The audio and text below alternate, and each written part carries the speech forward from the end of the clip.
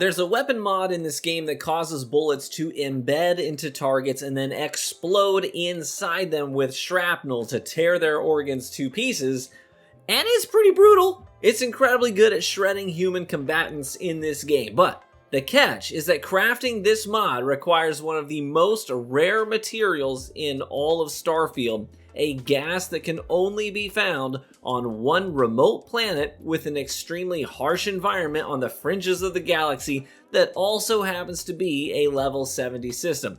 With the material being gatekept so hard, almost no one is taking advantage of this mod, but let me tell you, I went through an absolute journey to craft this thing, and in this video, I'm going to show you how to get the Gutbuster mod up and running on your weapons too. So I gave you a basic explanation of what this mod does, but let me elaborate a bit. The Gutbuster mod can only be crafted after you've leveled up your weapon mod crafting skill to tier 3 and then completed the magazine research project that correlates with it. So that alone might take you some time, but the mod pays for itself because it can be applied to some of the most common guns in the game that take one of the most common ammo types in the form of 6.5mm rounds. So you can take something really mundane, really common, and make it incredible, exceptional. In this gameplay, I'm using it on a Kraken machine pistol, and it is shredding guys that are 10 levels higher than me and more.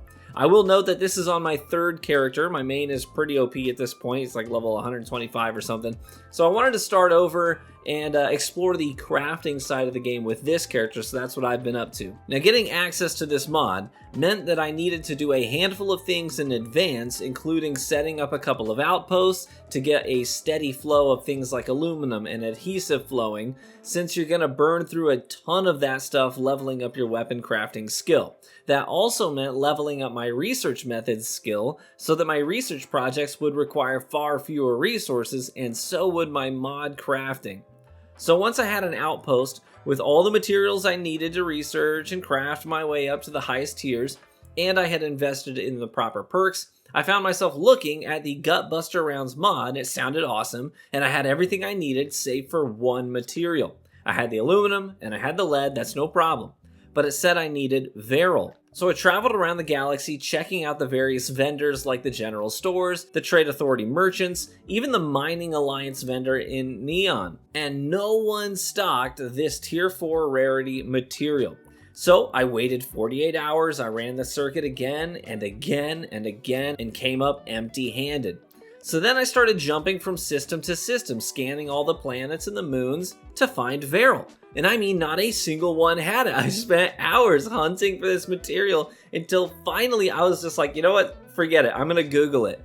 And according to the internet, which never lies, mind you, Veryl can only be found on one planet, and that is Vern One. So I scanned the galaxy until I finally found the Vern system way out on the fringes of space. It's so far removed, in fact, that you need to be able to jump 25 light years in a single jump to finally reach it from the next closest system. So after some tweaks and adjustments to my ship, I was then able to make the jump to this level 70 system and touch down on Vern One to begin my hunt for Veryl. Now, I had assumed at this point that I had done the bulk of the work between all the researching and the crafting and the outposts that I was making and leveling up. I assumed at this point that everything was done and I would have my hands on that one Veryl that I needed in just a few moments after leaving my ship. But the weather was brutal with violent electrical boiling hot storms, which gave me burns and bleeding.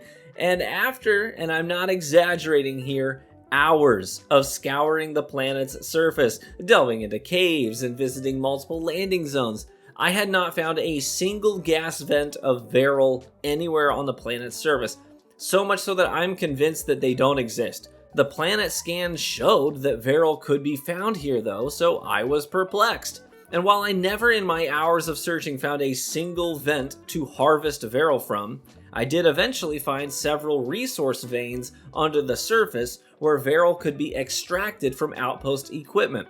So I decided to build an outpost, and that's when I encountered the next hurdle. The environment on Vern One is so extreme and violent that you would need to level up the planetary habitation perk at the bottom of the science skill tree all the way up to tier 2 before you can build an outpost here. And so I went back to leveling. I leveled up twice to get the skill points I needed. Then I started erecting several more outposts to level up the skill challenge, and then purchased the second tier of planetary habitation. And then, hours and hours into my grind, I was able to travel back to Vern One, find a resource vein, and set up an outpost with multiple extractors working on gathering Veryl and a neon, since both are used in high value weapon mods. And after a quick sleep, I grabbed the resources and left the hellscape that is Vern One and went back to my cozy workshop and started crafting. And I ended up with a Kraken that can handle just about any challenge. I tossed the Gutbuster rounds on this thing and went hunting, and holy cow, you can just see the explosions going off inside your enemies' bodies. It staggers them and it shreds their red health bars in the blink of an eye. I traveled out to higher level systems where my level 26 character had to go toe to toe with level 38s and 40s, and this mod put in the work. It was like taking a chainsaw to small brush. It just chewed them up and spit them out, and since it only takes 6.5mm ammo, I never had to worry about running out.